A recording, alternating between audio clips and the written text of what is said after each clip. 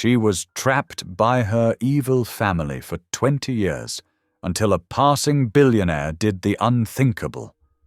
For 2 decades they told the world she was dead, but behind a locked wing of a grand mansion she was alive, hidden, silenced and erased by her own family. Then one stormy night, a powerful stranger was forced to seek shelter under their roof, and what he heard behind a wall changed everything. Instead of calling the police, he made a move so shocking it stunned the entire country. Suddenly, cameras were everywhere. The family panicked, and the woman who was never supposed to exist was pushed into the spotlight. But as the truth begins to surface, powerful people fight back, twisting lies, destroying evidence, and trying to bury her all over again. Was his unthinkable choice an act of salvation, or did it put her in even greater danger? And when the truth finally comes out, will justice win, or will evil silence her forever? Tell me in the comments where you're watching from right now, and if this story speaks to you, make sure you hit subscribe so you don't miss the next one. The pencil was down to a stub barely longer than a thumbnail.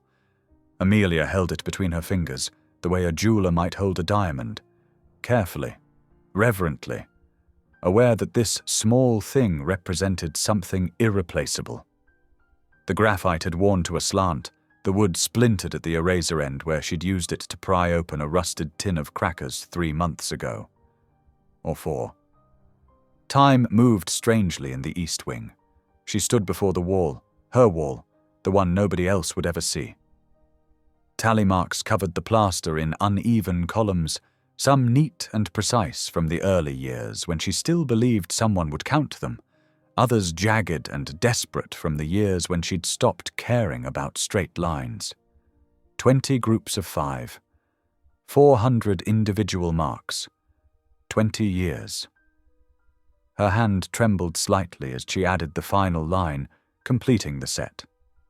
The scratching sound seemed too loud in the silent room, though she knew it wouldn't carry past the thick walls, past the sealed door, past the family who had forgotten she existed. No, they hadn't forgotten. Forgetting implied accident. They remembered perfectly well. They simply chose to leave her here. Amelia stepped back, studying her work with the critical eye of someone who had nothing else to critique. The new mark was slightly shorter than the others, the pencil having given all it could. She'd have to find something else to write with now. A nail, perhaps. Or her own blood, if it came to that. She dismissed the thought immediately. Melodrama was a luxury. Practicality was survival. The room around her had shrunk over the years, or perhaps she had simply memorized every inch of it so thoroughly that it felt smaller than its physical dimensions. 12 paces from the boarded window to the far wall, 8 paces across. The iron bed frame with its thin mattress that smelled of mildew and time. The single wooden chair with the loose back leg. The stack of newspapers, years old, that she'd read until the words blurred together into meaningless patterns. The chamber pot she emptied twice a week through a crack in the floorboards, listening to the liquid splash into the crawl space below. This was her inheritance. This was what remained of the Whitmore fortune that should have been hers. She returned to the bed and sat carefully, mindful of the springs that had broken under her weight when she was 17. The mattress dipped in familiar places, conforming to the shape her body had impressed upon it over 2 decades. Outside, beyond the boards nailed across her window, she could see thin strips of late afternoon light turning golden, then amber, then the deep orange that meant the sun was setting. Another day survived. Amelia pulled the tin of crackers from beneath the bed. 4 left, which meant she could eat one today if she was careful, and allowed herself to think about what 21 years might look like. Would her pencil stub last that long? Would she? She bit into the cracker slowly, making it last, and listened to the house settling around her. Footsteps in the distant hallways. Doors closing.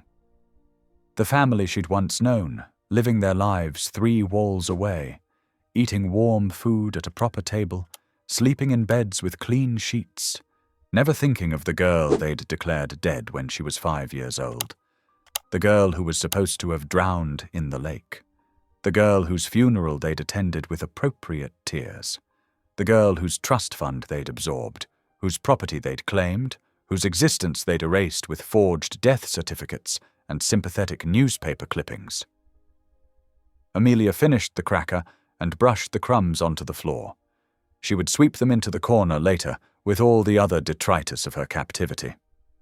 For now, she lay back on the bed and stared at the ceiling, at the water stain that looked like a bird in flight, and wondered if 21 years would be the year something changed. Probably not. But as thunder rumbled somewhere beyond her prison and strange lights streaked across the narrow, visible slice of sky, Amelia closed her eyes and allowed herself the smallest, most dangerous luxury of all. Hope. The metal spoon had belonged to her mother. Amelia was almost certain of that, though the certainty was based more on faith than memory. She'd been so young when they'd locked her away, and the details of her mother's face had blurred over the years into something more feeling than image. Warm hands, a soft voice, the scent of lavender. But the spoon she remembered. It had been in the pocket of the coat they'd left her with, the winter coat with the torn lining and the brass buttons. She'd found it months into her imprisonment, when she'd been frantically searching every seam and fold for something, anything, that might help her escape. The spoon had seemed useless, then, a bitter joke. What good was a utensil when there was barely any food? But she'd kept it anyway, and over the years it had become her most valuable possession. Now, at midnight by her internal clock, Amelia knelt by the wall that separated her prison from the rest of the house. She pressed her ear against the plaster first, listening. The house was silent except for the usual creaks and sighs of old wood settling. The family would be asleep. The staff, what little remained, would have retired hours ago. No one would hear her. She'd accepted that years ago. The tapping was ritual more than strategy, a way to mark time, to remind herself she was still human, still capable of trying. Pattern and repetition were all that kept madness at bay. Tap, tap, tap, tap, tap, tap. Pause, tap, tap, tap, tap, tap, tap. She didn't know if it was actual code. She'd seen it in one of the old newspapers, something about prisoners of war communicating through walls. But the article had been torn, and she'd never learned the full system. So she'd invented her own. 3 sets ascending, 3 sets descending. Her heartbeat translated into metal against plaster. I am here. I am alive. Someone hear me. The spoon made a dull sound against the wall, not quite a tap, not quite a thud. After 20 years, there was a slight depression in the plaster where she always struck, a smooth concave bowl worn by repetition. She imagined she could feel it even in the dark. But tonight was different. Tonight there were unfamiliar sounds in the house. She'd heard them since afternoon. Voices she didn't recognize. Movement in parts of the mansion that usually stood empty. The front door opening and closing multiple times. Something had changed the routine, disrupted the careful silence that usually blanketed the Whitmore estate. A visitor, she'd concluded. Someone important enough to warrant activity. Perhaps a buyer for the antiques in the south parlor. Perhaps a lawyer reviewing documents. Perhaps nothing that would matter to her at all. Still, a visitor meant new sounds, new patterns. A visitor meant someone whose ears weren't trained to ignore the impossible. Amelia completed her sequence and paused, waiting. The silence stretched. She raised the spoon again. Tap, tap, tap, tap, tap, tap.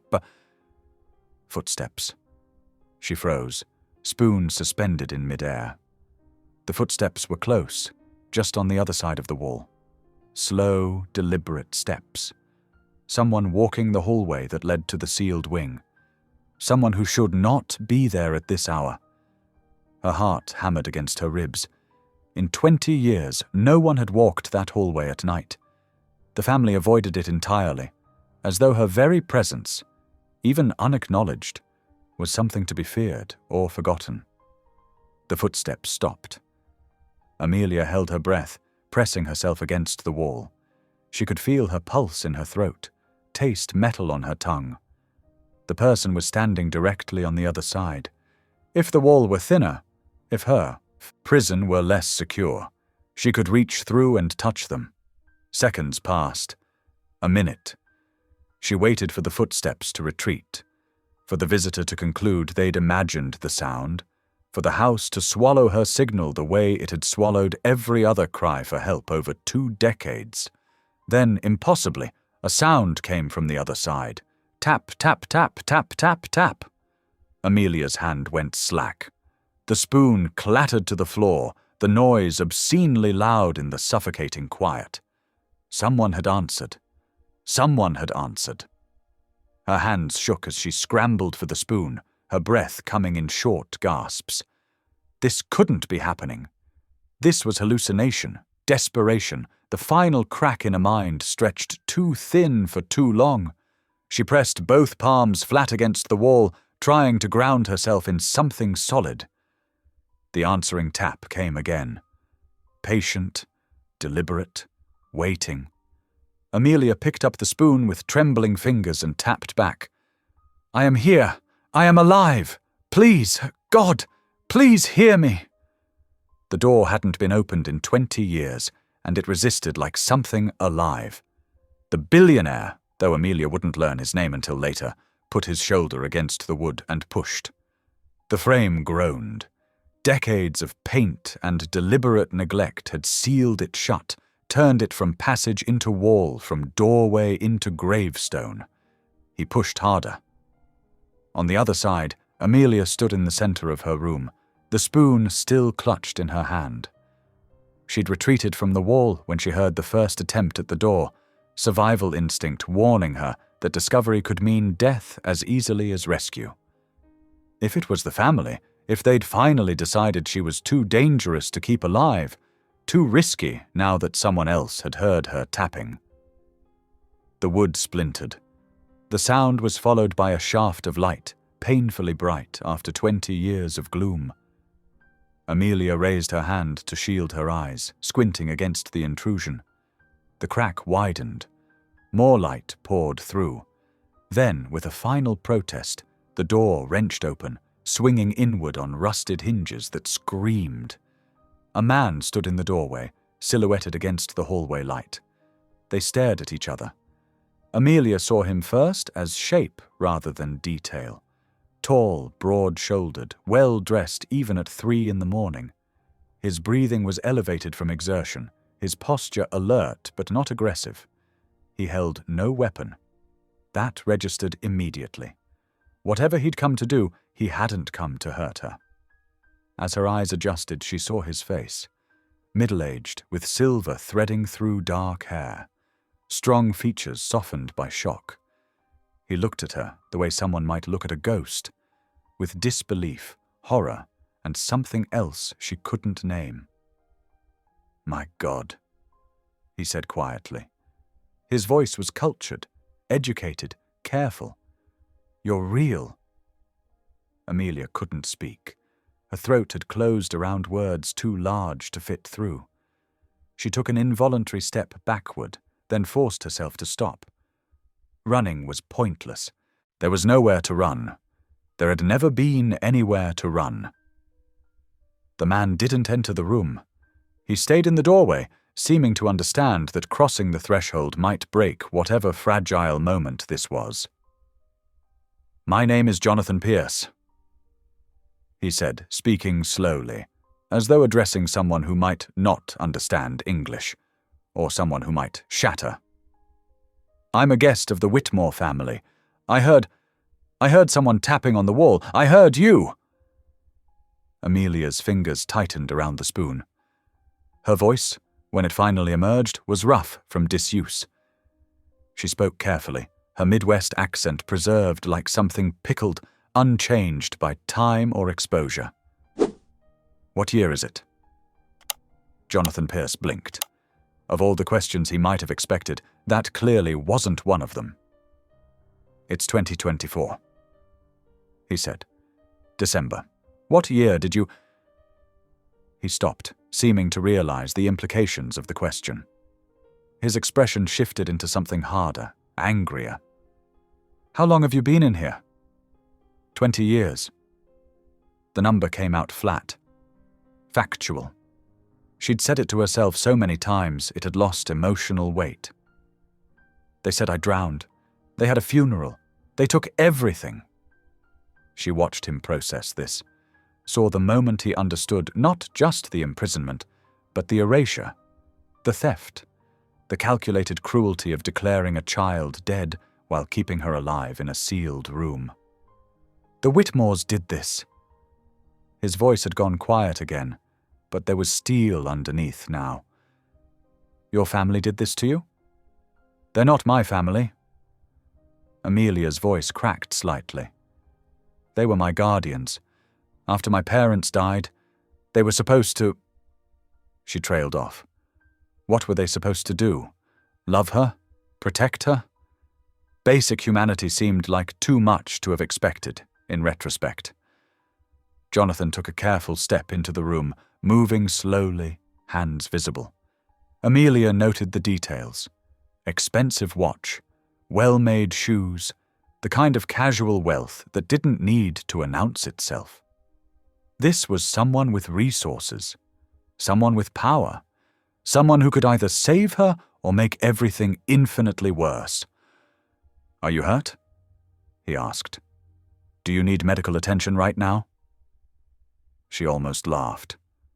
20 years of asking that question too late, but she swallowed the hysteria and shook her head. "I'm alive. That's more than they planned for." He studied her face, and she knew what he was seeing.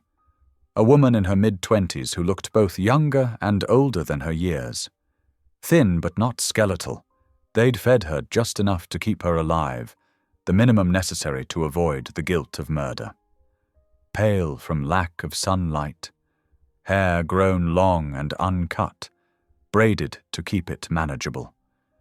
Clothes that had been replaced sporadically over the years, always old items, nothing that would be missed from the household inventory. A prisoner, a ghost, a living accusation. "What's your name?" Jonathan asked. "Amelia." She paused, then added, "Amelia Whitmore. Though I don't know if I'm allowed to use that name anymore. Legally, I died in 2004. You're very much alive, Amelia Whitmore." He said it like a vow, like a promise. "And we're going to keep you that way." She wanted to believe him. God, she wanted to believe him. But 20 years had taught her that hope was the cruelest poison, and trust was a luxury she couldn't afford. "Why?" The question came out sharper than she intended. "Why would you help me?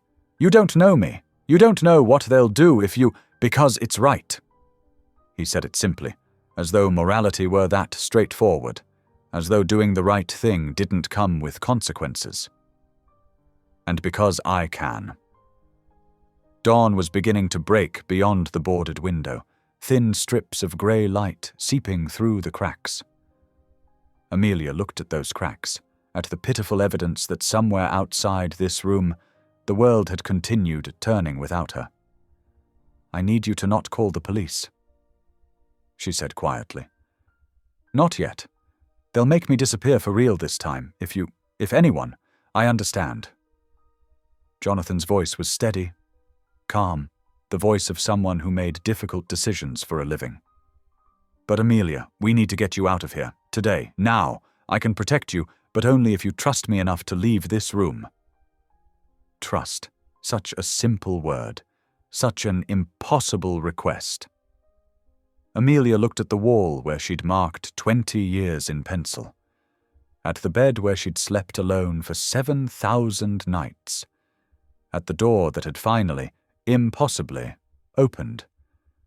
Then she looked at Jonathan Pierce, this stranger who had heard her when no one else would, and made the most terrifying decision of her life. "Okay," she whispered. "Okay." The Whitmore family took breakfast in the formal dining room, as they had every morning for 40 years. Jonathan Pierce watched them with the polite detachment of a houseguest who had witnessed nothing unusual the night before. He accepted coffee from the silent staff member, added cream with a steady hand, and remarked on the quality of the morning light through the east-facing windows. The east-facing windows that looked out over the sealed wing. Carolyn Whitmore, family matriarch, 73, imperious even in a silk dressing gown, presided over the table with the efficiency of someone conducting a business meeting. Her son Marcus sat to her right, already dressed for the office despite the early hour. His wife Diane picked at her fruit, adding nothing to the conversation. They were a tableau of old money, composed, controlled, completely empty. "I trust you slept well, Mr. Pierce." Caroline's voice was gracious, cultivated, the kind of voice that had been trained to conceal anything resembling genuine emotion. "Quite well, thank you." Jonathan sipped his coffee. "Though I confess I did some exploring. Insomnia, I'm afraid. I hope you don't mind. I found your home's architecture fascinating." A pause. Barely perceptible, but there. Marcus's fork stopped halfway to his mouth. Diane's eyes flickered toward her mother-in-law. "How kind of you to take an interest," Carolyn said smoothly. "Though some wings of the house are quite old, I worry about the floors. Safety, you understand." "Of course." Jonathan set down his cup with deliberate care. "The east wing, for instance. I noticed the door to that section appears to be sealed?" The word hung in the air like an accusation. "Structural damage," Marcus said quickly. Too quickly. "From a storm years ago. We've been meaning to renovate, but the cost—" He trailed off, letting money do the work of explanation. Rich people understood putting off repairs. It was plausible. It was also a lie, and they all knew it. Jonathan smiled. It didn't reach his eyes. "I see. That's unfortunate. I only ask because I thought I heard something unusual from that direction last night. Almost like tapping, or someone trying to signal through the walls." He paused, watching their faces. "Have you experienced any issues with the plumbing? Sometimes old pipes can make the strangest sounds." Silence. Not the comfortable silence of people at ease, but the stretched, brittle silence of people calculating risk. Caroline recovered first. She was, after all, the one who had orchestrated this horror for 20 years. Composure was her armor. "Our plumbing is quite sound, Mr. Pierce, though I appreciate your concern. Perhaps you heard the house settling. These old estates do make the most peculiar noises. I've lived here my entire life and still find myself startled occasionally." "Perhaps." Jonathan didn't push. Not yet. Instead, he pivoted with the grace of someone who had conducted 1,000 delicate negotiations. "I spoke with my pilot this morning. The repairs will take another day, possibly 2. I hope my extended stay isn't an imposition." "Not at all." Carolyn's relief was almost visible. A guest who would leave in 2 days was a guest who could be managed. "You're more than welcome to stay as long as necessary. In fact, there's a wonderful museum in town if you find yourself with time. The Whitmore family has been a patron for generations." Of course they had. Reputation was everything. Public virtue concealing private cruelty. Jonathan finished his breakfast with impeccable manners, complimenting the cook, offering polite observations about the weather and his foundation's work. He played the role of grateful houseguest perfectly, giving no indication that he'd spent the hours before dawn listening to Amelia explain her imprisonment, in a voice that barely rose above a whisper. When the meal concluded, he excused himself with a slight bow. As he left the dining room, He could feel their eyes on his back, assessing, calculating, wondering how much he knew and how much danger he represented. Not enough yet, he thought. But soon, he made his way through the corridors with the visitor's uncertain steps, occasionally pausing as if to admire a painting or examine the architectural details. In reality, he was memorizing sight lines, exits, the locations of the staff. If things went wrong, when things went wrong, because they would, he needed to know this house as well as its prisoners did. The door to the east wing remained ajar where he'd left it. The family hadn't discovered it yet, or perhaps they had, and were waiting to see what he'd do with the knowledge. Jonathan slipped inside and closed the door behind him. Amelia stood by the window, peeling back a corner of the board to peer through the gap. Morning sunlight caught her face, making her squint. She'd told him she couldn't remember the last time she'd seen direct sun. The windows had been boarded over when she was 7. They suspect, she said without turning around. Her voice was stronger now, more present.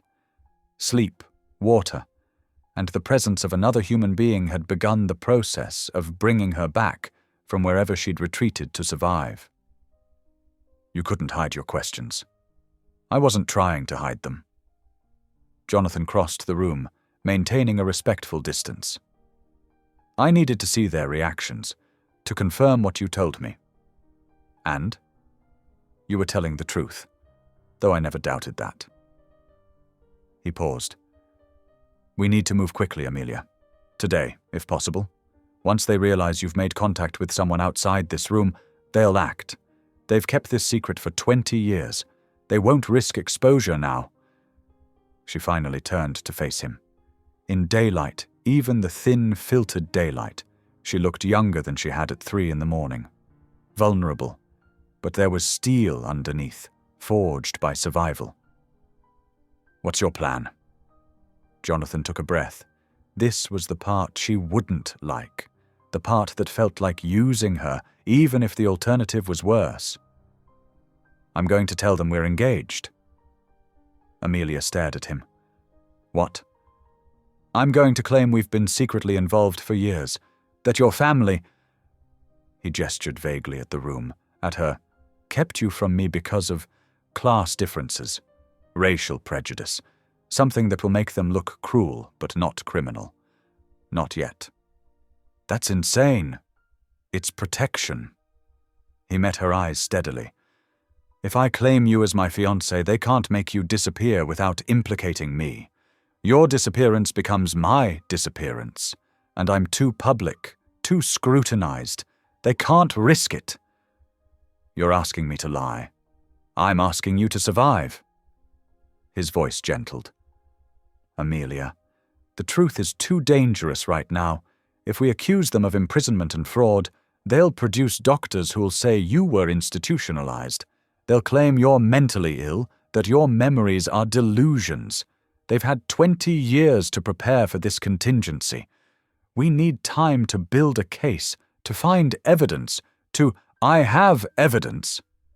She crossed to the bed and reached underneath, pulling out a wooden box Jonathan hadn't noticed before. Inside were documents, birth certificate, school records, photographs, her mother's death certificate. They thought I'd forgotten where these were hidden. Or maybe they just didn't care. Dead girls don't need paperwork. Jonathan examined the documents, his legal mind cataloguing their value. Good. This was good. But not enough. This helps, but we still need time, and we need you alive and free while we build the case. He set the papers down carefully. I know it's asking too much. I'm a stranger. You have no reason to trust me, but this is the best play I can see. Amelia was quiet for a long moment. Outside, birds were singing, ordinary birds going about ordinary lives, completely unaware of the extraordinary cruelty humans were capable of inflicting on each other. If we do this, she said finally, if we tell this lie, what happens when the truth comes out? What happens to you? That's not your concern. It is if I'm the reason you're hurt. Jonathan smiled, a real smile this time, sad and genuine. Amelia, they've been hurting you for 20 years. I can handle a little scandal. She studied him. This man who had heard her tapping and refused to walk away. This stranger who was offering to tie his reputation to her survival. Part of her wanted to refuse. She'd survived alone for so long, had learned not to depend on anyone. But another part, the part that was still the 5-year-old girl who'd been terrified in the dark, recognized safety when it was offered.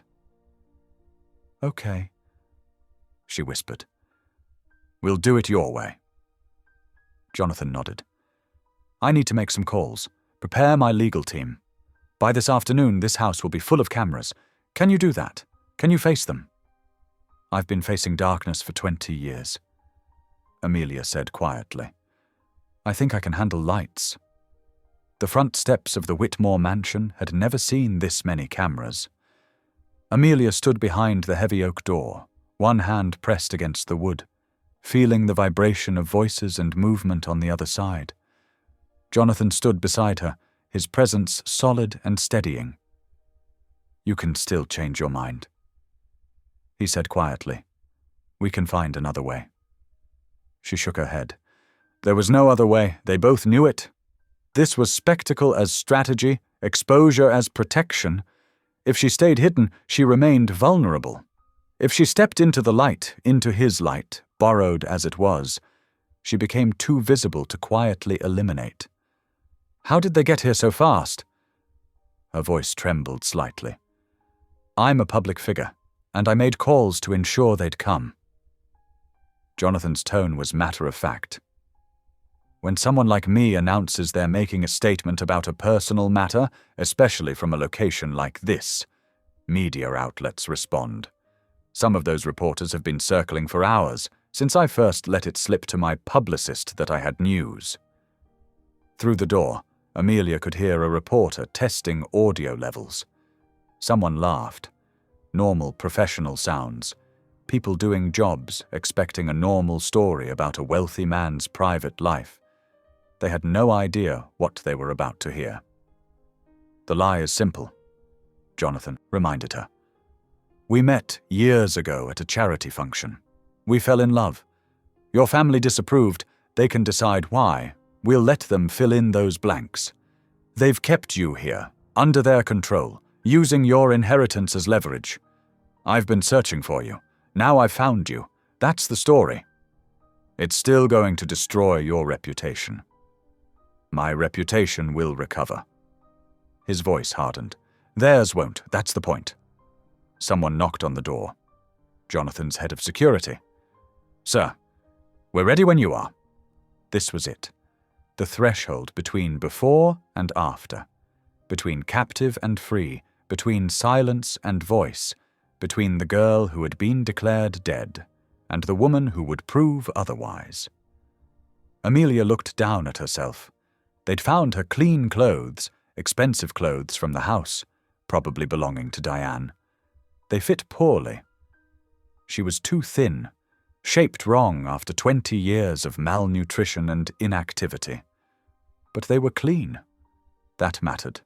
She'd spent an hour in the bathroom, washing properly for the first time in her life, staring at running water like it was a miracle. It had felt like one. I look terrible, she said without vanity. Just fact. You look like someone who's been hurt. Jonathan met her eyes. That's what they need to see. Not perfection. Truth. He offered his arm. After a moment, Amelia took it.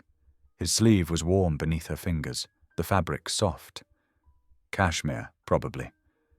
She'd read about cashmere in magazines back when she still believed the outside world might welcome her.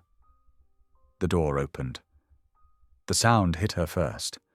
Voices overlapping, cameras clicking. The general chaos of 24 reporters trying to occupy the same space. Then the light. Winter sunlight, bright and cold and so overwhelming she had to stop.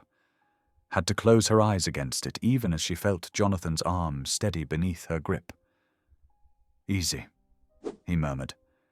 "Take your time." She forced her eyes open, squinted. Gradually, the shapes resolved into people. Men and women with microphones and cameras, all turning toward the door, toward her.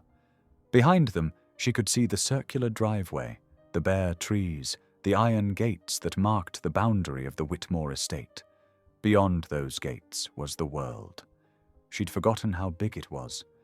Jonathan guided her forward, slowly, giving her time to adjust.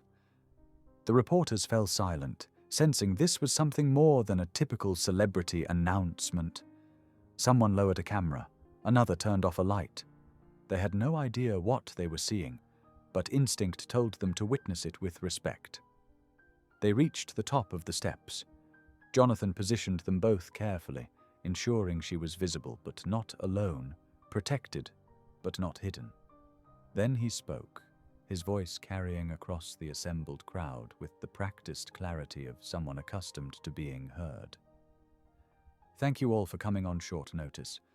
I have an announcement of a personal nature, one that I've been waiting a long time to make." He paused, and in that pause, Amelia felt the weight of what came next. The lie that would become her truth, at least for now.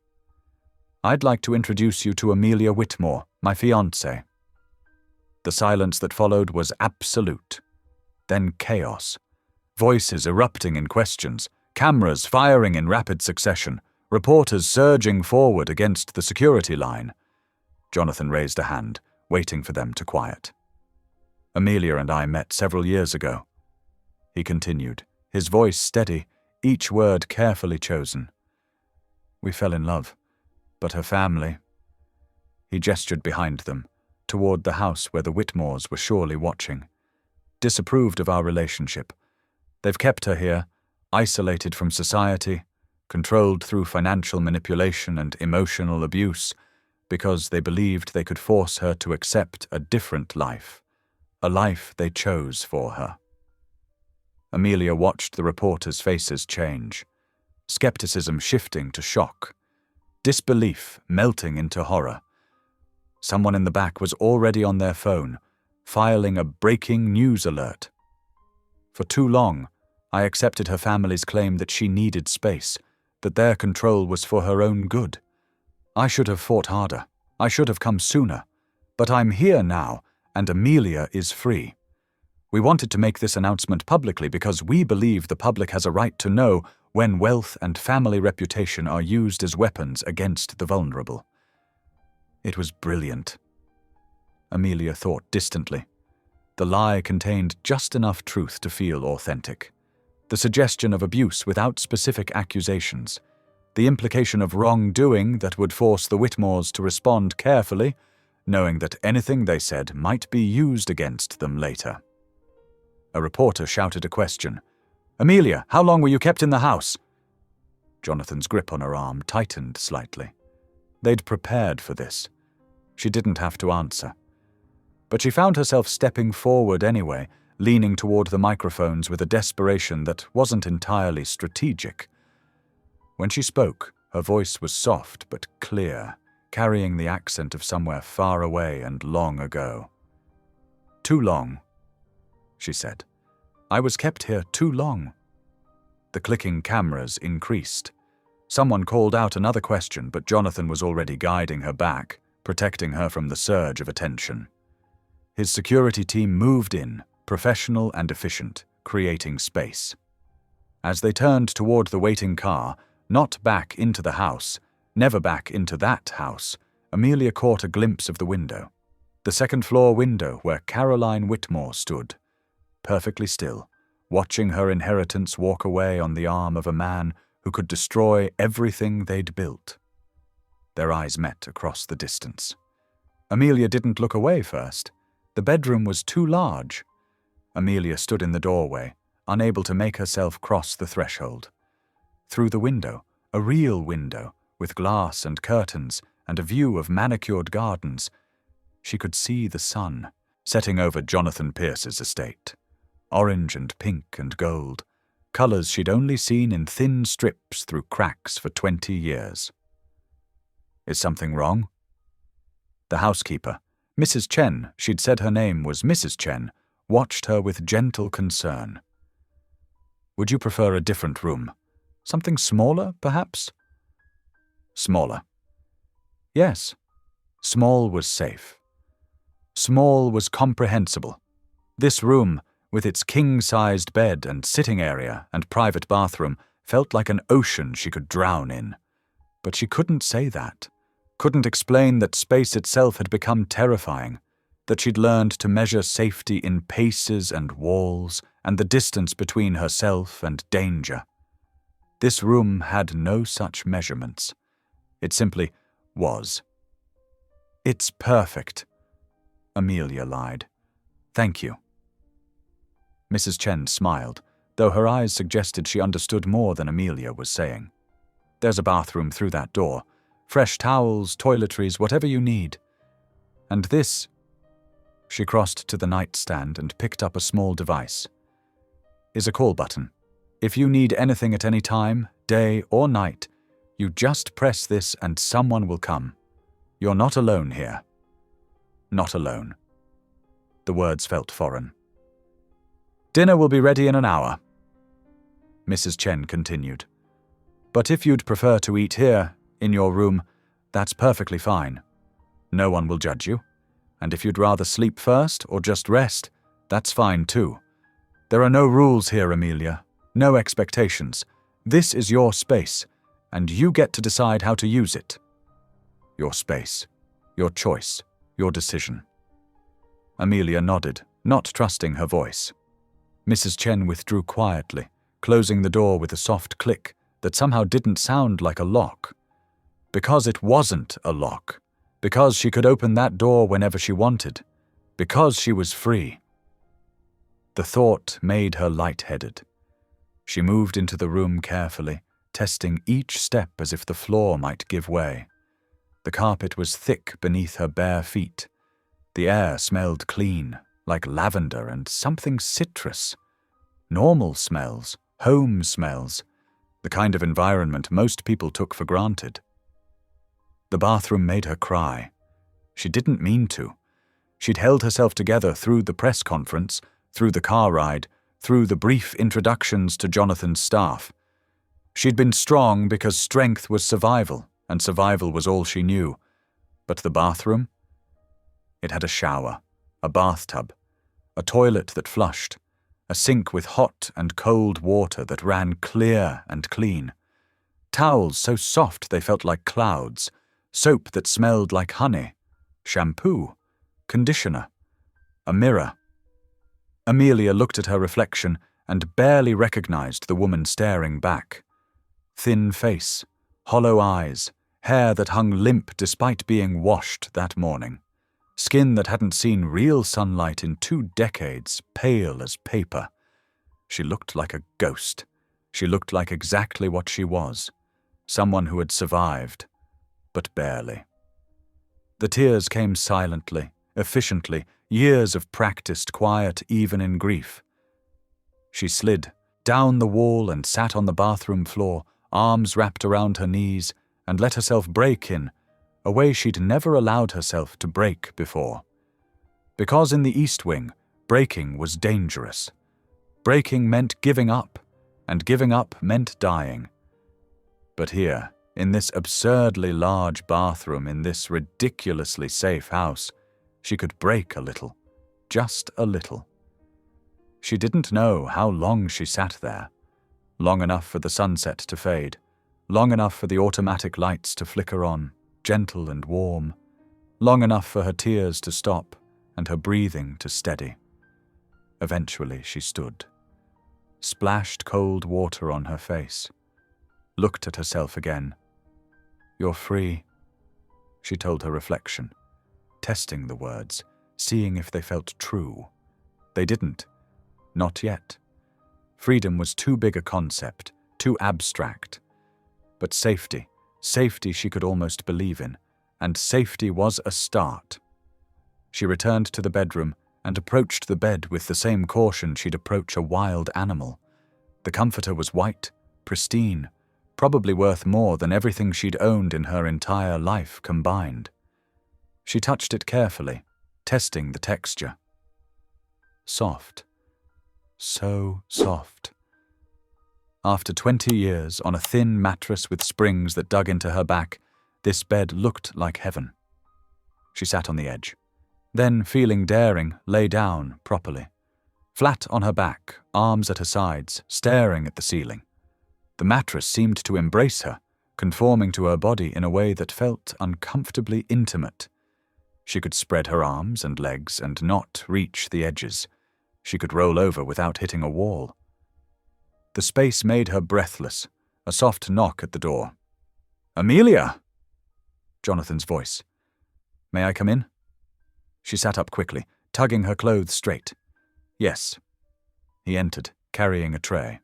The smell of food made her stomach clench with immediate, desperate hunger and immediate distrust. Food was rationed. Food was earned. Food was never just given. "I thought you might prefer to eat alone tonight," Jonathan said, setting the tray on the small table by the window. "But I wanted to check on you. Make sure you had everything you needed." Amelia stared at the tray. Soup, bread, what looked like chicken, vegetables, a glass of water, a glass of what might be juice, portions that seemed impossibly large. "This is too much food," she said quietly. "You don't have to eat it all." He pulled out the chair, a gentle invitation. "But it's there if you want it. And there's more in the kitchen, always. You won't ever go hungry here, Amelia. That's a promise." She wanted to believe him. But 20 years of rationing, of making 4 crackers last a week, of measuring survival in calculated calories, that didn't just disappear because someone said it was safe now. Still, she sat, because even if she didn't believe it yet, part of her wanted to try. Jonathan moved toward the door, giving her privacy.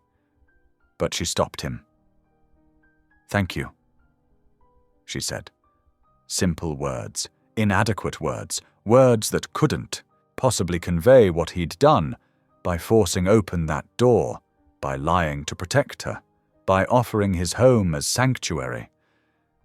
He turned back, and something in his expression softened. "You don't have to thank me for basic human decency, Amelia, but you're welcome anyway." After he left, she ate slowly, carefully, waiting for the other shoe to drop. Waiting for someone to take the food away, to tell her she hadn't earned it, to punish her for wanting more than survival. No one came. She ate until her stomach felt uncomfortably full, then stopped, guilt and joy warring in her chest. Then, because she could, because there were no rules here, she carried the tray to the bathroom and took a shower. The hot water ran for as long as she wanted it to.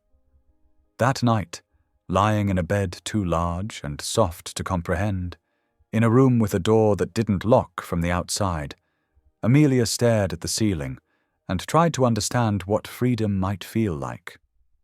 She fell asleep before she found an answer.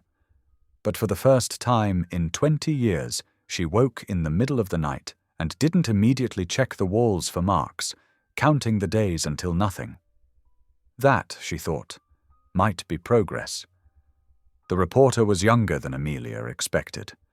Not young like a child, probably early 30s, but young enough that Amelia felt the strange displacement of realizing this woman had lived a full adult life during the years Amelia had been locked away. She'd gone to college, started a career, built a life, while Amelia marked walls with a broken pencil. "Thank you for agreeing to speak with me," the reporter said, settling into the chair across from Amelia in Jonathan's study. Her name was Sarah Chen, no relation to Mrs. Chen apparently, and she had the careful, respectful demeanor of someone who understood this was more than a story. "I know this must be overwhelming." Amelia nodded. Everything was overwhelming.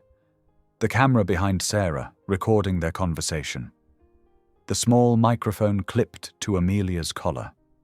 The fact that people wanted to hear what she had to say after 20 years of enforced silence. Jonathan stood in the doorway, present but not intrusive. They'd discussed this interview at length: controlled environment, friendly journalist, questions submitted in advance. Nothing about the full truth. Not yet. Just enough to keep public sympathy, to maintain pressure on the Whitmores, to make her disappearance impossible. "Let's start simple," Sarah said gently. "Can you tell me about yesterday? About stepping outside for the first time?" Simple. Nothing about this was simple. But Amelia understood what Sarah was really asking.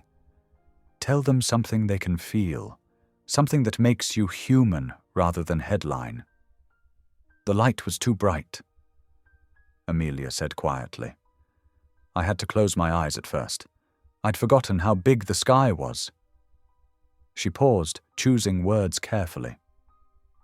"When you're kept in a small space for a long time, you adjust. You tell yourself the walls are enough, that the small piece of window you can see is the whole world. But then you step outside and remember that you'd been lying to yourself just to survive." Sarah's expression shifted. Not pity, exactly, but recognition. She was a good journalist. She knew when to push and when to simply listen. "The Whitmore family has issued a statement claiming you were receiving private medical care, that your seclusion was voluntary, for your own well-being." "I'm aware." Amelia had read the statement that morning, each lie carefully constructed to sound like care. They're very good at making cruelty sound like compassion. "But you're saying it wasn't voluntary?" This was the line they'd discussed. The truth without accusation, facts without fury. "I was 5 years old when they locked the door," Amelia said. "I don't think 5-year-olds volunteer for anything. I think adults make choices for them, and children either survive those choices or they don't." "And you survived?" "Yes." The word came out harder than she intended. "I survived." Sarah glanced at her notes. "There's been a lot of speculation about your relationship with Jonathan Pierce. Some outlets are questioning the timing of his involvement, whether this is—" She hesitated, choosing words carefully. "A publicity arrangement." Amelia almost smiled. If only they knew how accurate that speculation was. "Jonathan heard me when no one else would," she said, which was completely true. "He opened a door that had been sealed for 20 years. He gave me a choice when I'd been given none. If people want to question that, they can. But I know what he did for me, and I know what I'd still be facing if he'd walked away." It wasn't a declaration of love. It was something more honest, a statement of debt and gratitude and strategic alliance. Sarah seemed to understand the distinction. "What do you want people to know?" Sarah asked. "If there's one thing you could tell everyone watching this, what would it be?" Amelia was quiet for a long moment. This was the question that mattered. This was where she could shape the narrative, could begin to claim her own voice after 2 decades of silence. "I want people to know that cruelty doesn't always look like violence," she said finally. "Sometimes it looks like locked doors and missing paperwork and families who smile at funerals. Sometimes it's quiet and systematic and dressed up as protection." She met Sarah's eyes directly. "And I want people to know that surviving isn't the same as living. But it's a start." The interview aired that evening. Amelia watched it in Jonathan's study, sitting in the same chair, seeing herself on screen like watching a stranger. The woman in the video looked fragile but composed, speaking in a steady voice about unspeakable things. The comments began rolling in almost immediately. "She's so dignified. 20 years, I can't even imagine. The way she talks about survival. God, those Whitmores should rot," but it was the other comments, the ones from older women, that caught Amelia by surprise. "My grandmother was locked away in the 1950s. The family said she was delicate. This brought it all back. She reminds me of my mother. That same quiet strength. That same refusal to scream. Women of her generation were taught to endure. She's from another time, and somehow that makes this even more heartbreaking. Another time. Amelia realized with a strange jolt that to these viewers, she was a historical artifact. Someone whose speech patterns, whose mannerisms, whose way of being in the world was frozen in the early 2000s. She'd missed smartphones and social media and whatever cultural shifts had happened while she was marking walls. She was a ghost from the past, suddenly thrust into a present she didn't understand. "You did well," Jonathan said, entering the study with 2 cups of tea. He set one beside her, the gesture becoming familiar. "The public response is overwhelmingly in your favor." The Whitmores released another statement. Amelia gestured to the laptop screen, where a news article was already analyzing the family's response. "They've hired lawyers, real ones." "I expected that." Jonathan settled into the opposite chair. "They're going to fight." "But Amelia, we knew they would.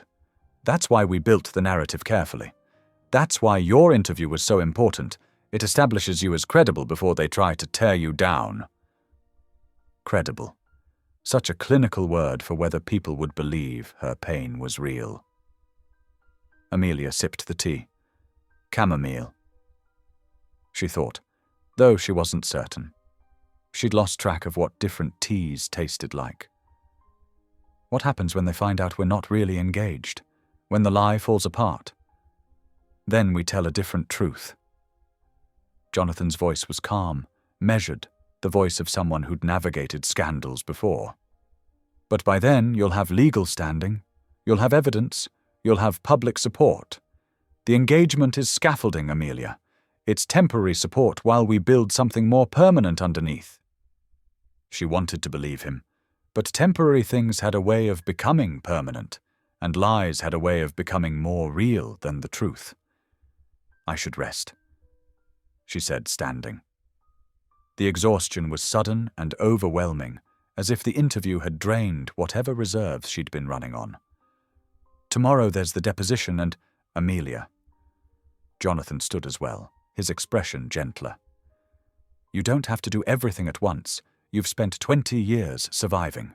You're allowed to take time to just be. Just be." As if she knew how to do that anymore. As if existence without purpose or strategy or constant vigilance was something she remembered. "Good night, Jonathan," she said quietly. "Good night." Back in her room, she was starting to think of it as her room, which felt both comforting and dangerous. Amelia prepared for bed with the methodical care that had become second nature. She hung up the clothes they'd given her. She washed her face. She checked the door lock 3 times, even though she knew it didn't lock from the outside, knew she wasn't trapped, knew this was different. Habits from captivity died slowly. She was pulling back the covers when she noticed something odd about the coat hanging in the closet. The winter coat they'd found for her, actually, she realized now, it was her winter coat. The one from the East Wing. The one with the torn lining. Someone had folded it carefully, placed it in the closet like it was worth keeping. Amelia pulled it out, running her fingers over the worn fabric. She'd been wearing this coat the day they'd locked her away. 5 years old, confused, terrified, clutching her mother's hand until her mother was gone and she was alone. The lining hung loose near the hem. She'd always meant to fix it, but had never had thread or needle. Now, looking closer, she realized the tear wasn't accidental. It had been cut deliberately, carefully, creating a small pocket between the fabric layers. Her fingers found something stiff inside the lining. She pulled it out carefully, a piece of fabric, embroidered with thread that had faded over 20 years but was still legible. The stitching was her mother's work. Amelia recognized it immediately, remembered watching her mother embroider pillowcases and handkerchiefs, turning cloth into art. The words were from Psalms, verse 27. "The Lord is my light and my salvation. Whom shall I fear?" Beneath it, in smaller script, for Amelia, "You are loved, you are not forgotten. Wait for the Lord." Mama Amelia's knees gave out. She sat heavily on the bed, clutching the fabric, reading the words again and again. Her mother had known what the Whitmores would do, or at least suspected, had sewn this message into the coat lining as insurance, as comfort, as proof that someone had cared. 20 years. This message had been with her for 20 years, and she'd never known. She pressed the fabric to her chest and wept, not the silent, controlled tears from the bathroom the night before, but loud, gasping sobs that felt like they were tearing her apart. Grief for her mother. Grief for the little girl who'd needed this message and never found it. Grief for all the years she'd believed herself forgotten when she'd been loved all along. The crying eventually subsided into hiccups, then into exhausted breathing. Amelia lay back on the bed, still clutching the embroidered fabric, and stared at the ceiling. You are not forgotten. Her mother had made sure of that, had stitched love and faith into the lining of a coat because she'd known, somehow she'd known, that Amelia would need it. That proof of love might be the only thing that kept her alive. Amelia fell asleep that way, the fabric pressed against her heart, her mother's words the last thing she read before darkness claimed her. But this darkness was different. This darkness had light on the other side. Liam was 7 years, old and far too perceptive for anyone's comfort. Amelia learned this within the first 30 seconds of meeting him. She'd been in the garden, another marvel, the ability to walk outside without permission, when she heard footsteps on the gravel path. She turned, expecting Jonathan or Mrs. Chen, and found herself face to face with a small boy holding a soccer ball. He studied her with the frank, unself-conscious curiosity of childhood. Dark hair like his father's, serious brown eyes that suggested he spent a lot of time thinking about things most 7-year-olds didn't worry about. "You're Amelia," he said. Not a question, a statement. "I am." She wasn't sure what the protocol was for talking to children.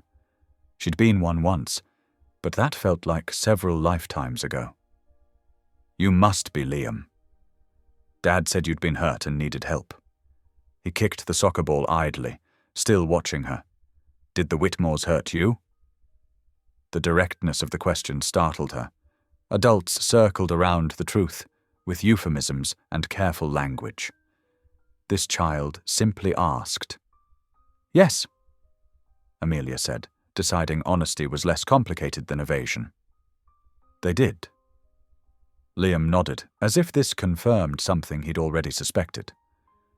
"Are you scared they'll come back?" "Sometimes. Dad won't let them." He said it with complete certainty, the kind of faith children have in their parents before the world teaches them that adults are fallible. He's good at protecting people. I'm learning that. They stood in silence for a moment, this strange pair, a woman who'd lost 20 years and a boy who'd lost his mother. Amelia realized Jonathan must have told him something, not everything, probably, but enough to prepare him. Enough to explain why there was suddenly a stranger living in their house. "Do you want to play?" Liam asked, gesturing at the soccer ball. The question was so normal, so wonderfully ordinary, that Amelia almost laughed. When was the last time someone had asked her to play anything? "I don't know how," she admitted. "I mean, I knew once, but it's been a very long time." "That's okay, I can teach you." He was already moving, positioning the ball, demonstrating a kick with exaggerated slowness so she could follow. "See? Just hit it with the inside of your foot. Not too hard." Amelia tried. Her coordination was terrible. 20 years of minimal movement had left her awkward and uncertain in her own body.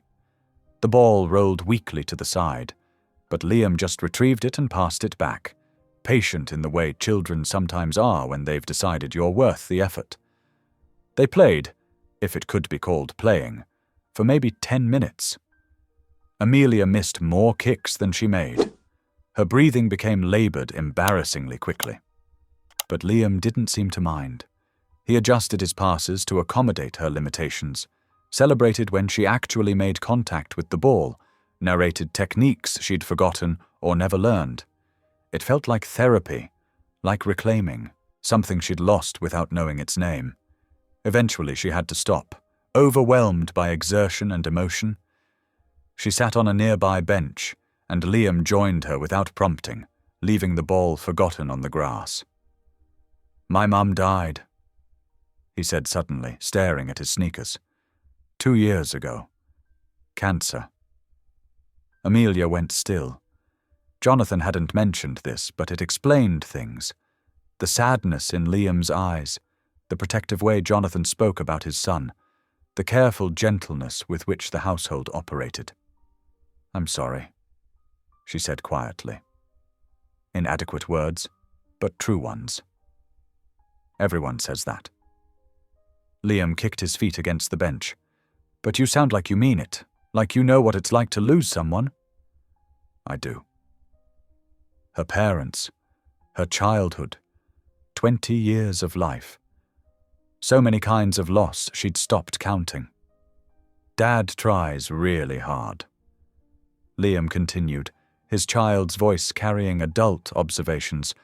"He works a lot because he says helping people makes the hurt less, but I think he's just lonely and doesn't want to say it." Amelia looked at this 7-year-old who spoke like someone much older and felt a strange kinship. They'd both been shaped by loss. They'd both learned to read the silences around them, to understand what adults didn't say. "Can I ask you something?" Liam turned to face her fully. "Are you going to stay?" The question hit harder than it should have. "I don't know," Amelia said honestly. "I hope so. But I'm not sure how long your father will want me here." "He wants you here," said with the absolute confidence of a child who'd overheard conversations, who'd seen the way his father's expression shifted when he talked about Amelia's case. "And I want you here too. It's nice having someone else around, someone who's sad like me but trying to be brave anyway." Amelia's throat tightened. "You think I'm brave?" "You got out of that room, didn't you?"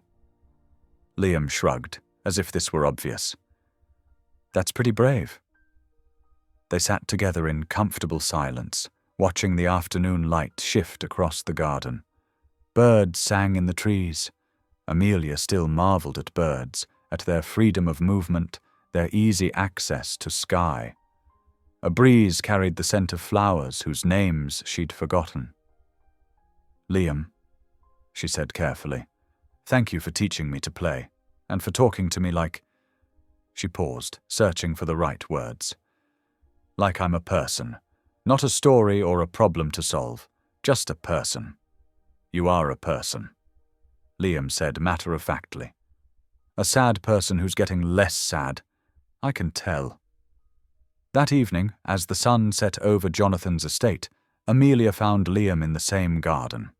He was lying on his back in the grass, staring up at the sky as it transformed through shades of orange and pink and purple. "Room for one more?" she asked. He scooted over without speaking, making space. Amelia lay down beside him, feeling the cool grass against her back, seeing the sky without obstruction for only the 3rd or 4th time in her adult life. No boards, no bars, no narrow strip of visibility. Just sky, vast and endless and impossibly beautiful. "I do this every night," Liam said quietly. "Watch the sunset. Mom used to do it with me. She said every sunset was different, like the universe was painting just for us." "Your mother was right. Do you miss your mum?" "Every day." Amelia's voice cracked slightly. "But especially now. I wish she could see that I made it out, that I survived. Maybe she can see. Liam pointed at a particularly bright star emerging in the darkening sky. That one's my mum. Dad says it's actually Venus, but I pretend it's her watching over us. Amelia looked at the star that wasn't a star and felt something shift in her chest. This child, who'd lost so much, still found ways to locate beauty and hope in the world. Still believed in watching over, in being seen, in the possibility that love might transcend absence. "That's a good star," she said. "Yeah." Liam was quiet for a moment. "Amelia, when you were locked up, did you ever watch the sky?" "Sometimes, through cracks in the boards, but I couldn't see much." "That must have been really hard." "It was." She swallowed. "But I'm here now. I can see everything now."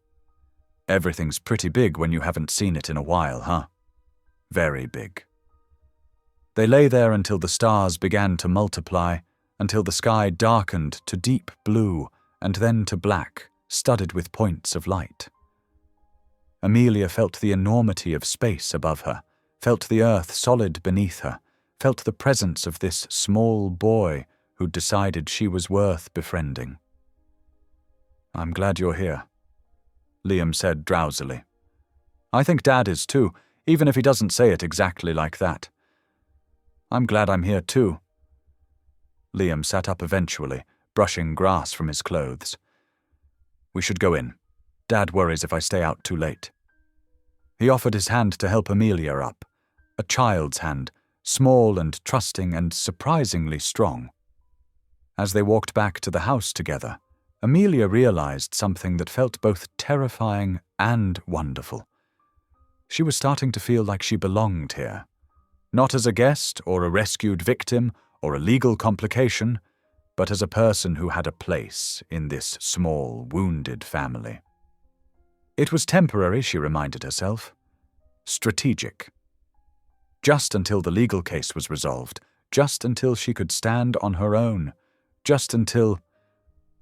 But Liam was chattering about tomorrow. Could they play soccer again? Would she like to see his Lego collection? Did she want to help him make pancakes for breakfast? And Amelia found herself saying yes to all of it, found herself planning for a future that extended beyond survival. That night, lying in her too large bed in her too safe room, Amelia thought about Liam's question. "Are you going to stay?" She still didn't have an answer, but for the first time in 20 years, she wanted one. The courthouse steps were marble and unforgiving beneath Amelia's feet. She stood between Jonathan and Marcus Webb, his lead attorney, feeling the weight of cameras tracking her every movement. 2 days of preparation had brought them to this moment, the preliminary hearing that would determine whether the Whitmore assets could be frozen while investigations proceeded. "Remember," Marcus said quietly, "direct answers only. Don't elaborate. Don't let them see fear." Amelia nodded, though fear was precisely what she felt. Not the familiar fear of the East Wing that had been sharp and immediate, the fear of locked doors and rationed food. This was different. This was the fear of being seen, judged, and potentially disbelieved by a system that should protect her, but might not. Inside, the courtroom was smaller than expected. Fluorescent lights replaced the dramatic chandeliers she'd imagined. Worn carpet muffled footsteps. The Whitmores sat across the aisle with their attorney, Charles Brennan, a man whose expensive suit and dismissive expression announced exactly what he thought of Amelia's accusations. Caroline Whitmore looked imperious in black. Marcus Whitmore fidgeted nervously. Diane stared at her hands. They looked respectable. Wounded, like victims of false accusations rather than perpetrators of decades-long cruelty. The judge entered, a stern woman in her 60s who surveyed the room with the weary authority of someone who'd heard every lie humanity could construct. Court was called to session. Marcus Webb presented their case methodically. Birth certificate proving Amelia existed. Death certificate proving her supposed drowning in 2004. Newspaper clippings showing the funeral. Then school records that stopped abruptly with no transfer documentation. Medical records that simply ended. We're requesting a temporary asset freeze, Marcus concluded, while we investigate fraud, false imprisonment, and theft of inheritance. The evidence suggests Amelia Whitmore was declared dead to facilitate illegal appropriation of her trust fund. Brennan objected immediately. Your Honor, this is transparent financial manipulation. My clients have documentation showing Ms. Whitmore received private psychiatric care following a severe mental health crisis. Her current allegations are consistent with documented delusional patterns. Documentation? Marcus interrupted smoothly. Mr. Brennan claims evidence exists but has provided nothing to this court. Meanwhile, we have physical proof Ms. Whitmore was confined to the Whitmore estate for 20 years. The arguments flew back and forth, legal artillery Amelia barely understood. She watched the judge's face, trying to read her thoughts. Sympathy? Skepticism? Professional neutrality? Finally, the judge raised her hand. I'd like to hear from Ms. Whitmore directly. Amelia's heart stopped. This wasn't scheduled. Her testimony was supposed to come later, after more preparation. Ms. Whitmore, approach the witness stand. The walk felt infinite. She was sworn in, hand on Bible, repeating words about truth. Then she sat, exposed under fluorescent lights, with everyone watching. Ms. Whitmore, the judge said, were you confined against your will? Yes, Your Honor. For how long? 20 years, since I was 5 years old. And did you have access to medical care, education, or contact with anyone outside the household? No. Amelia's voice was steady despite the trembling in her hands. I was locked in the East Wing. They pretended I didn't exist. Brennan shot to his feet. Objection. Without medical evaluation, sit down, Mr. Brennan. The judge said coldly. I asked a question. You'll present your evidence when you actually have some. She turned back to Amelia, studying her with penetrating attention. Ms. Whitmore, I'm granting a temporary asset freeze pending full investigation. I'm also ordering independent medical evaluation by a court-appointed physician. She looked at Brennan. If your clients have psychiatric documentation, I expect to see it. Actual documentation, not claims. We reconvene in 2 weeks. The gavel struck. Court adjourned. That evening, Jonathan's legal team celebrated in his study. Wine flowed. Congratulations echoed. They'd won the first battle. The asset freeze meant the Whitmores couldn't hide money or liquidate holdings. But Amelia felt detached from the victory. She sat in the corner with untouched wine, watching the attorneys congratulate each other. This was their professional achievement. For her, it was survival. And survival didn't feel like celebration even when you were winning. You did beautifully, Marcus said, sitting beside her. The judge believed you. That's half the battle. What's the other half? Proving it definitively. He sipped his wine. But I'm confident. The truth is on our side. Across the room, Jonathan caught her eye and excused himself from conversation. He read her discomfort easily. Too much? A little. She set down the wine. I keep thinking about the medical evaluation. What if they find something wrong? What if 20 years left damage they can use against me? Any damage will only support your case, Jonathan said firmly. Scars are evidence, Amelia, not liability. She nodded but couldn't shake the feeling of being dissected, reduced to symptoms instead of a person with a story. I should rest, she said. Jonathan walked her upstairs. At her door, he paused. You're doing remarkably well. I don't feel remarkable. I feel like I'm barely holding together. That's what remarkable looks like sometimes. He smiled gently. Get some rest. Tomorrow we keep fighting. Alone in her room, Amelia prepared for bed. Then she heard raised voices from downstairs, Jonathan and Marcus in the study. "Don't like it," Marcus was saying.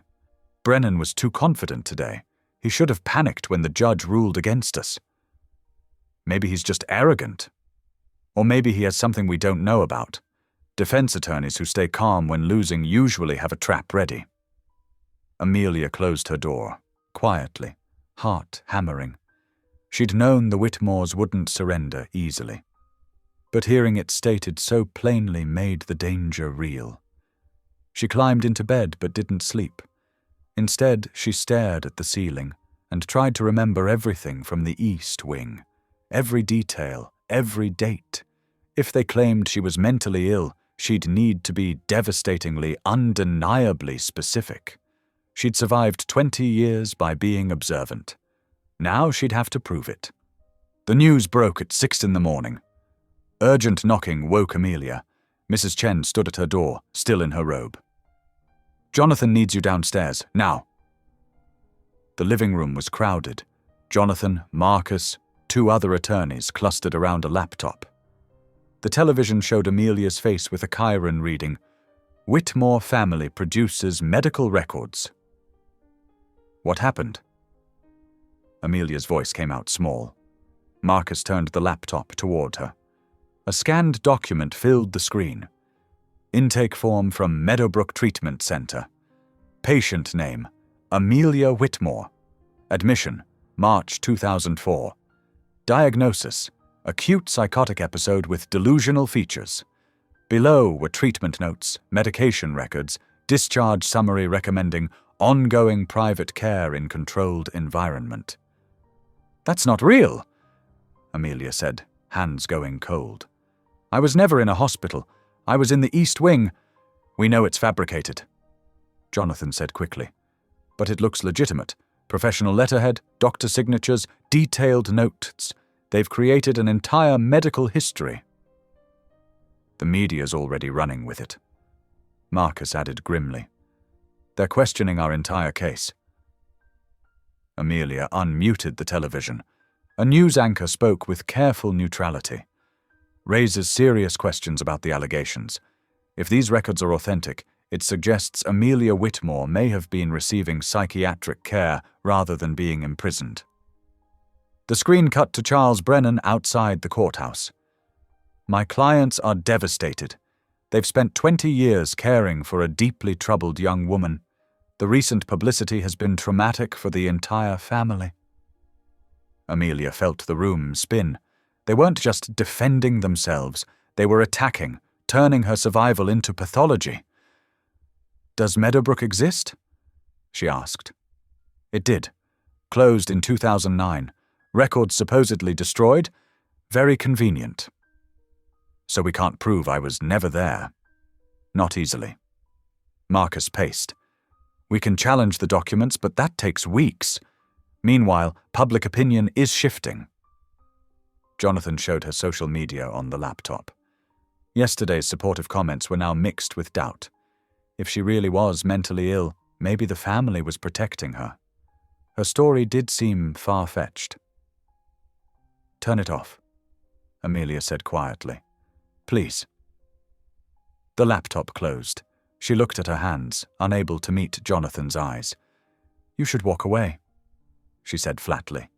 "This will destroy your reputation. Say I lied to you. The public will forgive you." "Absolutely not." "Jonathan, no." His voice was steel. "I'm not walking away. They've kept you locked up for 20 years, fabricated death certificates, stole your inheritance. Now they've created fake medical records. If we walk away, they win. And if they win, what message does that send?" "He's right that it would protect you," Marcus said carefully. "I don't care." Jonathan stood. "We're not giving up." Amelia fled to her room, overwhelmed.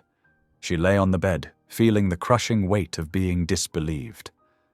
A soft knock. Liam slipped inside, clutching his one-eyed bear. "Dad said you were sad," he said, climbing onto the bed. The Whitmores are telling lies, and people are believing them. That's stupid. You're not crazy. You're just sad because bad things happened. That's different. Simple wisdom from a 7-year-old.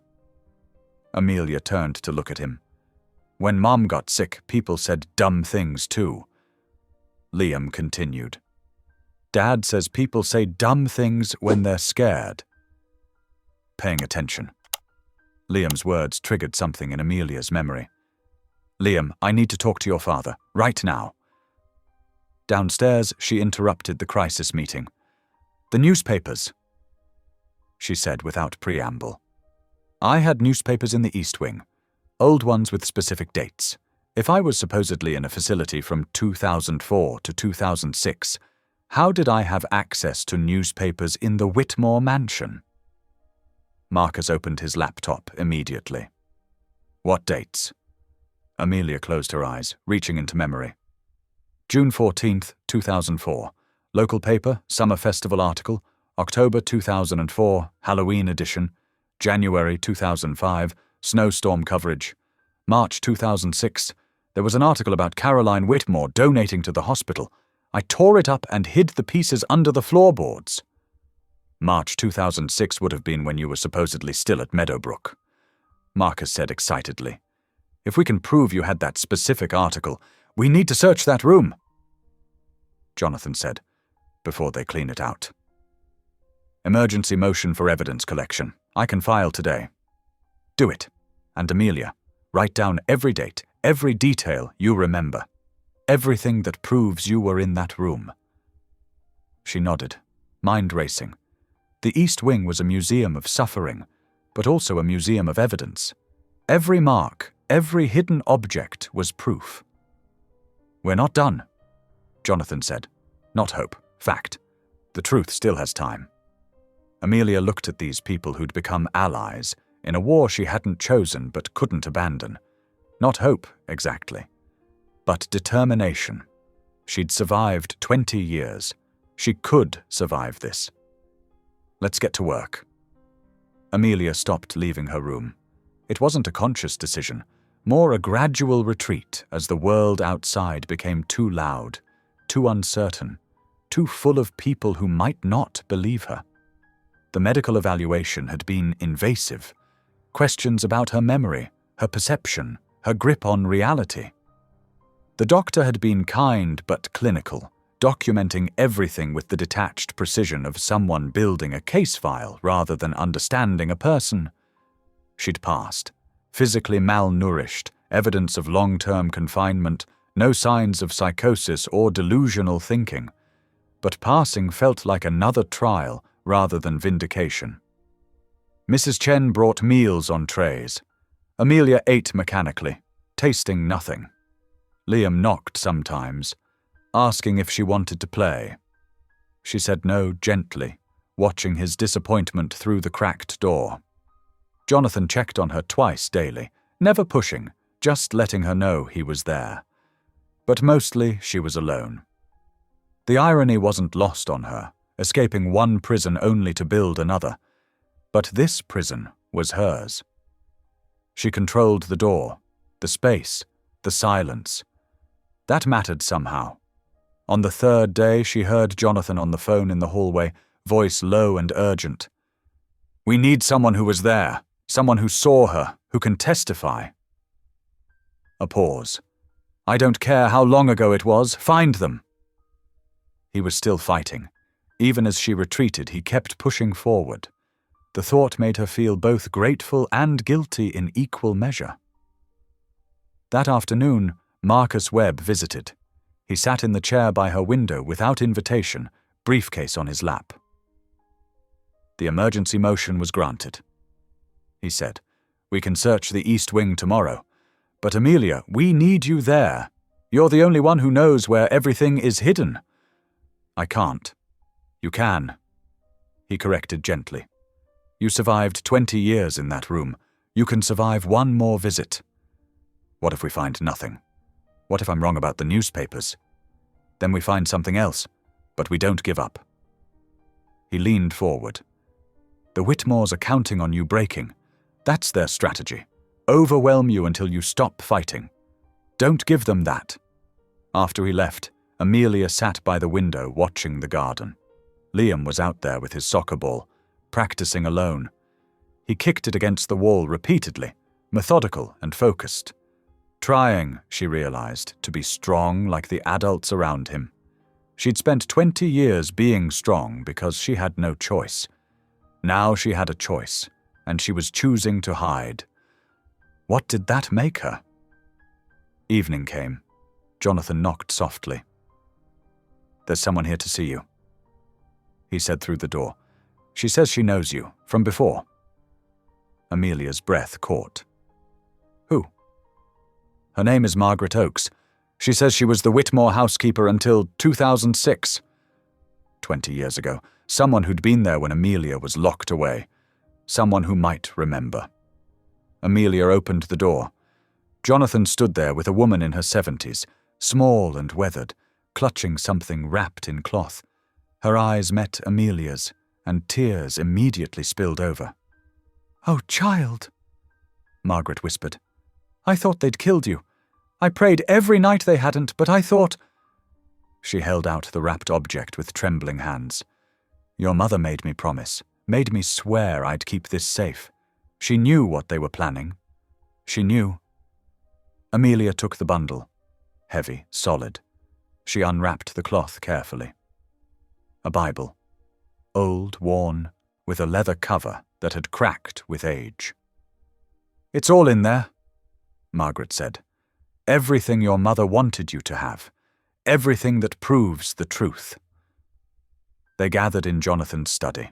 Amelia, Jonathan, Marcus, and Margaret Oakes, who sat with the Bible on her lap like something sacred. "I was there the day they locked you away," Margaret began, voice shaking. "You were 5 years old, crying for your mother. Caroline Whitmore told me it was temporary, that you needed discipline. But weeks passed, months. I tried to help, brought you food when I could, extra blankets, but they watched me too closely. Why didn't you go to the police?" Marcus asked, not accusatory, just clarifying. "I tried." Margaret's hands twisted together. "But I was nobody.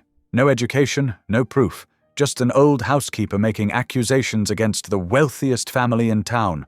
They threatened to have me committed if I spoke again.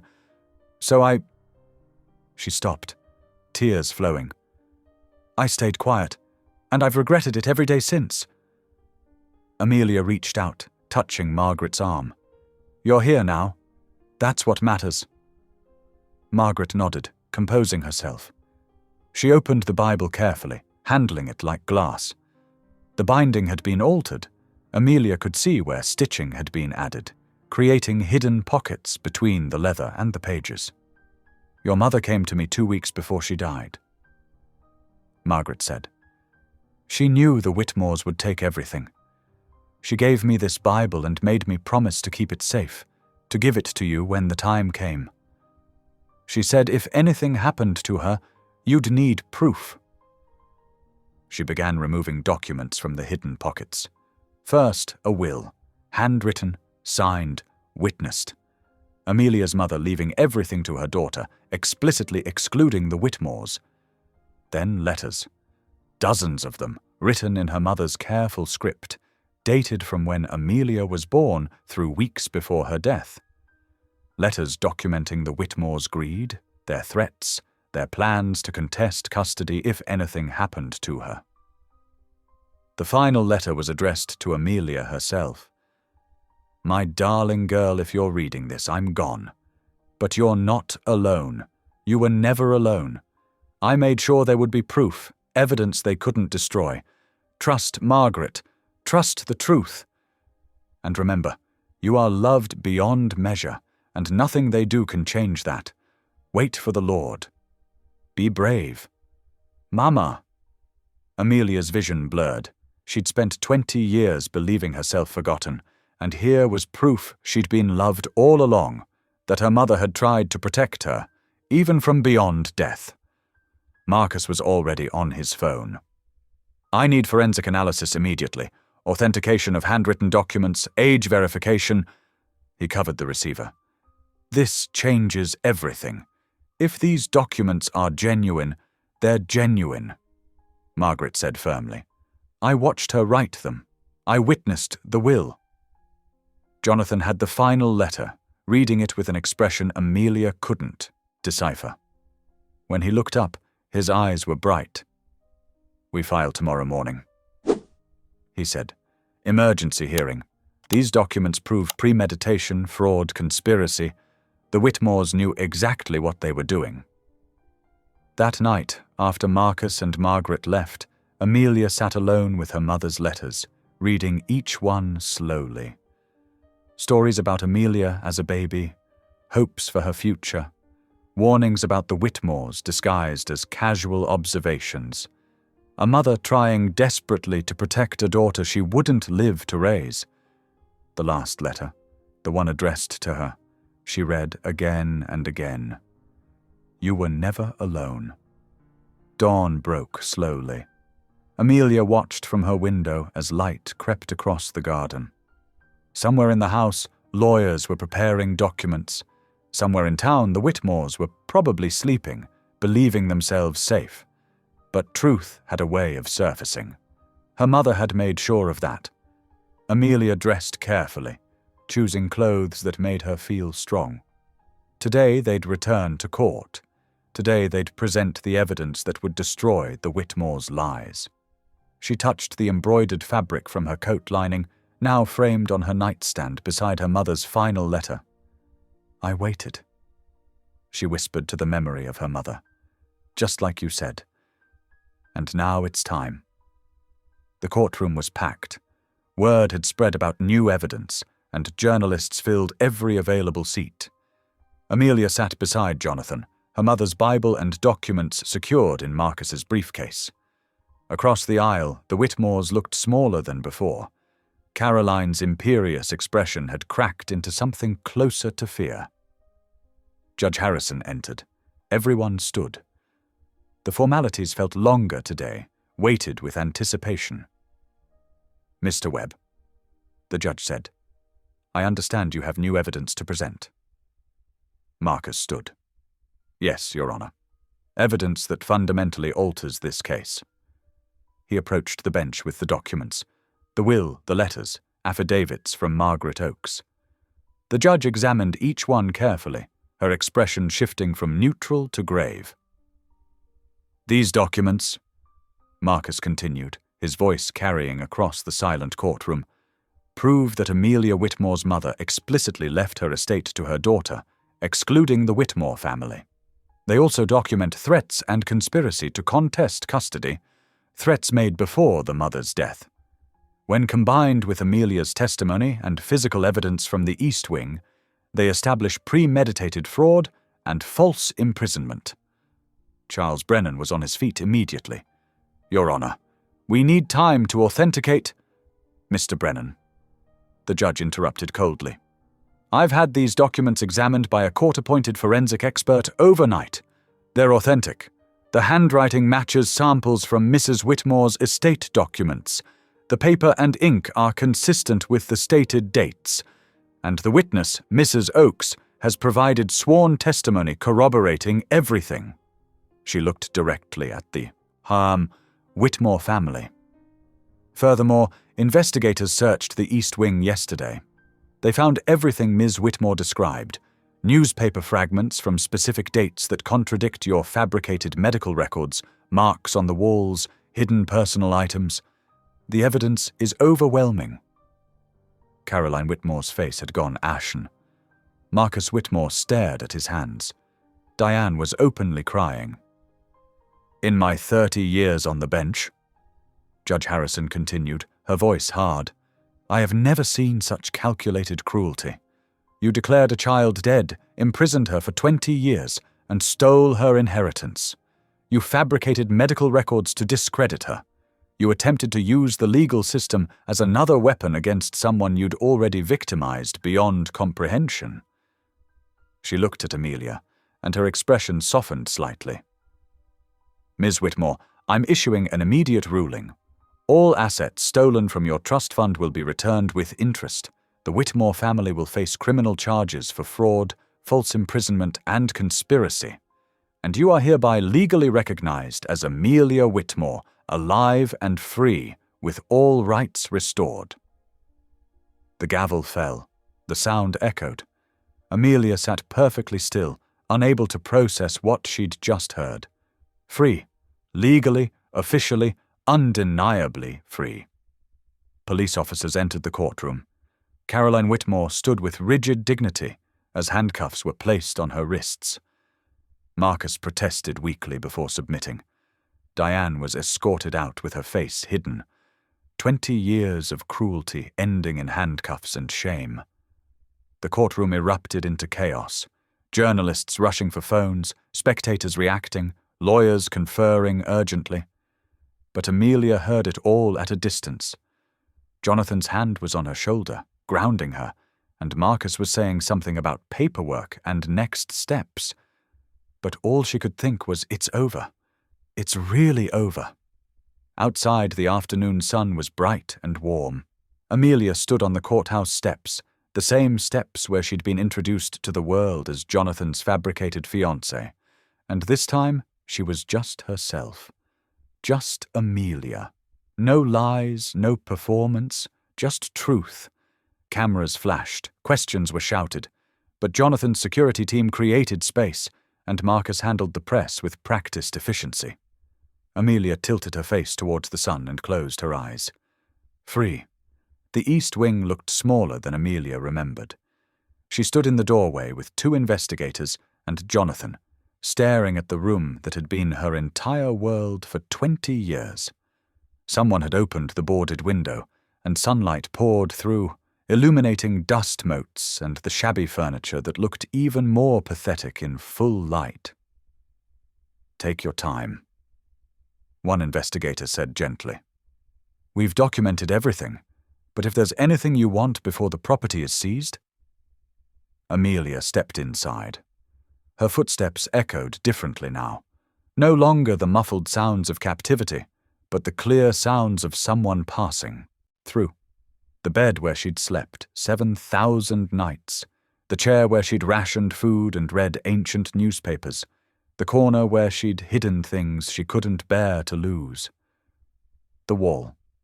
She approached it slowly, running her fingers over the marks she'd carved. 400 lines in groups of 5. 20 years measured in pencil scratches and desperation. Each mark represented a day survived, a day endured, a day closer to either rescue or death. "Do you want us to preserve this?" the investigator asked. "As evidence or—" "No." Amelia's voice was firm. "I want it gone." She found the pencil stub in the corner where she'd dropped it that final night before Jonathan broke through the door, picked it up, felt its familiar weight. Then she began erasing. The marks didn't disappear completely. 20 years had carved them too deep, but she rubbed at them until they blurred, until they became suggestions rather than statements, until they stopped being a calendar of suffering and became just old damage on an old wall. Jonathan watched from the doorway, not interfering, understanding this was something she needed to do alone. When she finished, Amelia stood back and looked at the room one final time. Without the marks, it was just a room, sad and neglected, but no longer a monument to her imprisonment. "I'm done," she said. They left the door standing open. Deliberately, symbolically open. Light from the hallway spilled into the darkness, erasing shadows that had held her captive. Outside, the mansion felt different. News crews were camped beyond the gates, and official vehicles filled the circular driveway. The property would be seized, sold, the proceeds going toward restitution and legal fees. The Whitmore name would be associated with cruelty rather than respectability. Amelia didn't feel victorious exactly. Justice wasn't the same as joy. But she felt something shift inside her, a weight she'd carried for so long finally lifting. As sunset painted the sky orange and gold, Amelia stood by Jonathan's car and looked back at the mansion one final time. The east wing window, her window, was visible from here, no longer boarded, just glass reflecting sky. "Ready?" Jonathan asked quietly. Amelia nodded. She had a foundation to establish, a life to build, a future to claim. She had Liam waiting at home with questions about whether they could practice soccer tomorrow. She had her mother's letters to read and reread. She had freedom, real, legal, permanent freedom. "Yes," she said, "I'm ready." They drove away as the sun set, and Amelia didn't look back. The past was documented, processed, sealed in evidence bags and court transcripts. What mattered now was forward. Always forward. 3 months passed like a dream Amelia kept expecting to end. She woke each morning in her room, truly hers now, and spent the first moments confirming this was real. No locked doors, no rationed food. Just sunlight through curtains she could open whenever she wanted. And Liam's piano music drifting from downstairs. The inheritance had been substantial, but Amelia didn't need wealth. She needed purpose. The foundation had been Jonathan's idea.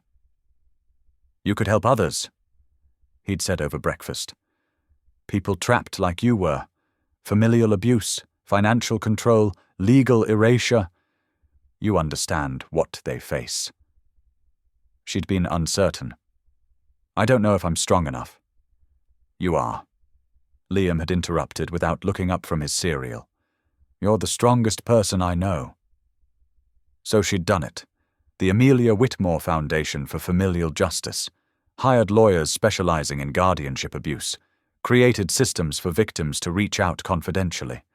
Rented office space downtown. The work was harder than anticipated. Each case file mirrored her own suffering. Elderly people locked away by greedy relatives. Children disappeared into false care. Estates stolen through forged documents. But every person they helped felt like retroactive justice for the girl who'd marked walls for 20 years. Her bond with Liam had deepened into chosen family. Not mother and son. She'd never claim that. But family nonetheless. He helped at the foundation sometimes, stuffing envelopes, organizing supplies. "Like Dad helped you," he'd said once. "Like your dad helped me." Amelia had agreed. "And like I'm going to help others." The fabricated engagement had been quietly dissolved. Brief statement to the press, then silence. The media moved on quickly. Some nights, when Liam was asleep, Amelia and Jonathan sat discussing cases, strategies, small victories. Those conversations felt like sanctuary. "Do you ever regret it?" she asked one evening. "Everything that happened because you heard me tapping? Regret saving you? Never." His expression was serious. "But I regret that systems failed you so catastrophically that a stranger breaking down a door was your only option." Now, standing in her foundation's office, looking at the wall of photos, people they'd helped, families reunited, Amelia felt something impossible 3 months ago. She felt like herself. Not a victim, not just a survivor, just Amelia. Margaret Oakes visited weekly with homemade bread and stories about Amelia's mother. Slowly, she was reconstructing a childhood imprisonment had tried to erase. Tomorrow she'd give her first public speech, not as a victim, but as an advocate. The venue was a community center serving veterans and seniors, populations vulnerable to familial abuse. She'd prepared for weeks, but standing in her office now, she realized she didn't need a script. She just needed to tell the truth. Liam appeared in the doorway. "Dad says dinner in 20 minutes, and you need to stop working and play with me first." Did he actually say that? Mostly improvising, but he was thinking it really loud. Amelia smiled, grabbing her jacket. "Same rules. You go easy on me?" "Always," Liam promised. As she followed him out, she passed a mirror. The woman, Looking back still carried shadows in her eyes, but stood straighter now, smiled more easily. She looked free. The community center smelled like coffee and old wood and thousands of stored stories. Amelia stood backstage, watching the audience settle. Elderly men and women mostly, veterans with worn faces, seniors who understood survival as daily choice. Her people, in a way. Jonathan and Liam sat in the back row, as requested. This needed to be her voice, unmediated. She'd spent 20 years silent. She wouldn't hide behind someone else's words now. The introduction was brief. Then she was walking on stage, blinking against lights, seeing faces turn toward her with polite attention. She reached the podium, took a breath, began. My name is Amelia Whitmore, and I was dead for 20 years. The room went still. Not actually dead, but legally dead. Declared dead at 5 so my guardians could steal my inheritance. They held a funeral, published obituaries, then locked me in a room and pretended I'd never existed. She paused, watching faces shift from polite to shocked. I'm telling you this because I'm not alone. There are people here who've been made invisible by families who should have protected them, people who've had their money stolen, identities erased, voices silenced by those claiming to act in their best interests. An elderly woman in the third row was crying, nodding. We tell ourselves families don't do this, but sometimes family is where the worst harm happens, and when abuse comes from inside the home, society looks away. We've built systems that make it easier to ignore than to investigate. Amelia gripped the podium, letting passion fuel her words. The foundation I've built exists to change that, but systems aren't enough. We need people willing to pay attention, to ask uncomfortable questions, to hear the tapping on the wall and choose to listen. Her voice softened but intensified. I spent 20 years believing I didn't matter, that my suffering was invisible. But I was wrong. My mother loved me enough to hide proof in a coat lining. A housekeeper kept a Bible safe for 20 years. A stranger forced open a door when he heard someone calling for help. She looked toward Jonathan and Liam. You matter. Every person here matters. If you're trapped, if someone is controlling you, hurting you, please know it's not your fault. You deserve help. There are people who will believe you and fight for you. She lifted contact cards. Take these. Share them. If you know someone who needs help, give them a card. If you need help yourself, call us. We're listening. You're not invisible anymore. Applause started slowly, then built. People stood. The crying woman clapped hard. A veteran saluted. Afterward, people approached with stories. Daughters who'd stolen pensions, nephews who'd isolated aunts, sons who'd imprisoned mothers. Amelia listened to each one, took notes, gave cards, made promises. Finally, Jonathan and Liam reached her. That was amazing, Liam said, hugging her. You made people cry, but like, good crying. You were perfect, Jonathan added, honest and powerful. Thank you, Amelia said simply, for hearing me when I tapped, for not walking away. You always had a voice, Jonathan said. We just helped you remember how to use it. They left as evening painted the sky orange and purple. Behind them, the east wing was being demolished, Amelia's order. She wanted that space transformed into something better, a shelter perhaps, suffering into sanctuary. The past couldn't be undone. 20 years couldn't be returned. But the future was hers to build. Amelia looked up at emerging stars. Somewhere her mother was watching. She'd been hidden. Now she was seen. She'd been silenced. Now she spoke. She'd been erased. Now she was undeniably, irrevocably alive. And that was everything. Thank you for being here. If something in this story stayed with you, I'd love to see you again. Subscribe, and tomorrow I'll bring you another story crafted with heart.